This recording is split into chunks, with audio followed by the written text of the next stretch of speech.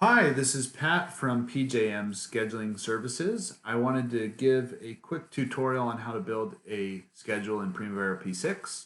So let's just jump in and get started. I have P6 open, as you can see. I'm on the projects tab here. This is where I can create and delete projects. So I'll just create a new project. I use a shortcut, the insert button on my keyboard when I'm creating and deleting things. So you can use these buttons over here for add, delete, copy, and cut and paste and stuff like that. I just like using the shortcuts on my keyboard. So I'll let you know when I'm doing it. But to create a new project, you click on EPS. You can press insert on your keyboard or click the plus sign. We'll say finish. Here's my new project. I'm going to call this test project, and we can change the ID to test one.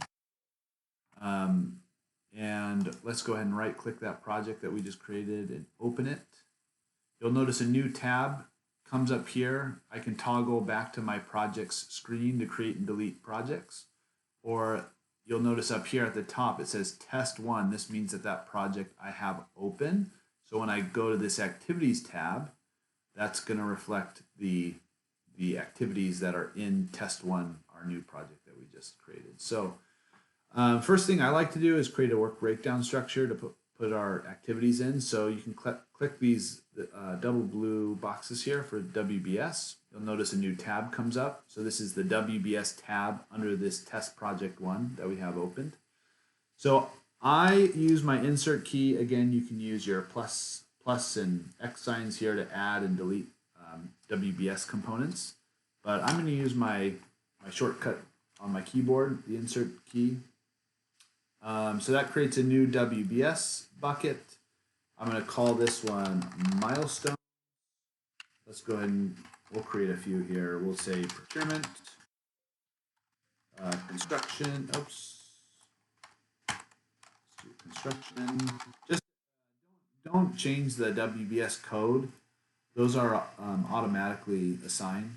And so we're just changing the WBS name over here. And then we'll call this, closeout. These aren't in the order that I want, so let's use these blue arrows we can change the order that these are all in. Procurement we'll put there. Let's create a couple children under procurement we call prepare and submit, review and approve, fabricate and deliver. I typically use those headings for those activities. So let's go back to our activities now, which is here, or I could have clicked up here. So here's now my new WBS bands, but you'll notice they're not in the order that I put them in. Let's go ahead and refresh our database by pressing F5 on our keyboard. Now that reorders those in the way that I wanted. So let's go ahead and start creating some activities. So again, you can use your add or delete since we're on the activities tab, and click underneath construction. I'm going to say insert, and I'm going to say, let's do earthwork,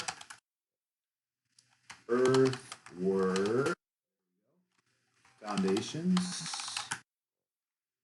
structure, envelope, roofing, interior fit out. Let's create a couple activities here because I wanted to show you that if you want to move some activities to a different WBS banner, then you can highlight those activities, and if you hover to the left, you'll notice your cursor changes and has that white box underneath. So once it does that, you can grab those activities and then you can move them into the bucket that you want. Little shortcut there. We'll say commissioning and final punch list. Let's create some procurement items. So we'll start with let's Let's start with prepare and submit earthwork. Prepare and submit, let's call it structural steel. And we'll do prepare and submit roofing. What I like to do is I like to, you can copy these if you have like a large amount of activities that you're wanting to keep the name but change maybe one part of the description. So what I can do here is I can highlight these and I can say Control R for find and replace. So maybe I want to change prepare and submit, and instead I want review and approve. So just click replace. Let's start here. Click here, replace, and then replace. So now those change to review and approve, which is nice. And then maybe I want to do the same thing for fabricate and deliver just for these two items, because earthwork probably doesn't have something that's being fabricated. So we'll change review and approve. Let's do fabricate and deliver. Let's click on this first activity here. We'll say replace and then replace. There. So now those get replaced. So let's do, let's link these activities up, because right now they're all happening on the same date. So what we can do is let's start with earthwork. We go prepare and submit. A little shortcut here. Instead of, traditionally what you'd have to do is you'd click on that activity, you go to this relationships tab down here, and then you'd say assign, and then you would choose the relationship. So I'd find the next activity down and I'd say, all right, let's add earthwork as a successor. Now earthwork gets added, and you have to do that individually for all the activities. Instead of that, the way that I like to do it is I'll click on the first activity in the sequence. I'll hold the control button down on my keyboard, and then I click in the sequence that I want to link the activities up. So I start with the earthwork, and then I go review and approve. I'm not doing any fab and deliver, but I'm going earthwork, foundation, structure, envelope, roofing, interior fit out, commissioning, and final punch list. All while holding the control button. Let's right click and we'll say link activities. Yeah, I right clicked and all I said was link activities, and then I'm going to reschedule this project by going up here to this clock here, and I'll use June 17th as my data date, and then I'll schedule. So there we go. Those activities are now linked together. But what I still need to do is I need to tie structural steel together. So I'll do the same thing. Start with structural steel, hold my control key, I'll go structural steel, review and approve, fab and deliver, and then I'll do structure. Let's right click link. Let's go ahead and reschedule this. What did I just do here?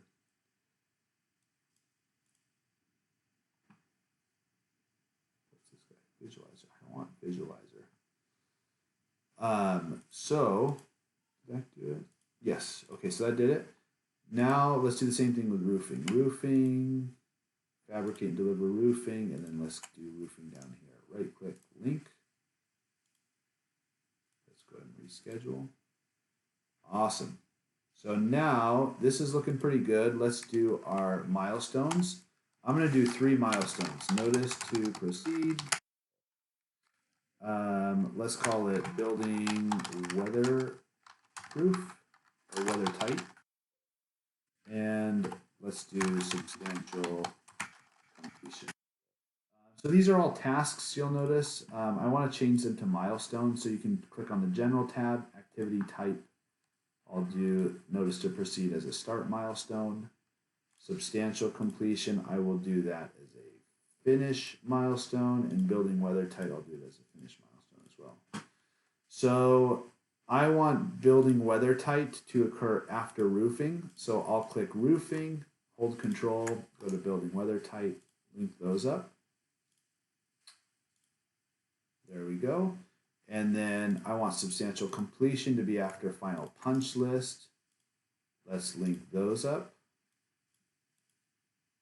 Boom. And then notice to proceed. I want notice to proceed to occur prior to all of these prepare and submits. So what I can do is I can just click on one, earthwork. I can say assign a predecessor. And then what I can actually do is I can highlight all of the prepare and submits here. And then I can click notice to proceed over here in my assign predecessors window. I can assign the notice to proceed. And then when you go back to here, you'll notice to proceed is now a predecessor to all of those. So let's go ahead and reschedule. And I think that looks pretty good. We'll go ahead and stop there. That gives you kind of an idea about creating a WBS, creating a new project, adding activities. We didn't talk about changing durations, but maybe I'll do that really quick. We can add a column here for original duration. It should be standard on your when you open up the project, but if it's not there, you can just right click, say column, and you can search under durations. And since I already have original duration over here, you'll note if you hadn't had it over there already, it would be here, and you could say you could find original duration and then add it to the selected options, and then you can move it up and down, and so you'd have it whatever order that you want. You can click OK. So here's my original durations. And say I wanted to change all of these review and approves to 10 days. Little shortcut. I click on the top 10 days and then click to the bottom of where you want to, if you want to do all of these activities as 10 days. And hold the shift key, click the bottom, right click, and then you can say fill down. And that will fill down all of the 10 days to the activities below and assign the 10 days to the rest of those. I can reschedule, and that shifts my project down. You've seen that. So we'll go ahead and stop there and pick it up in some other videos with some other fun things about P6. So thanks for watching.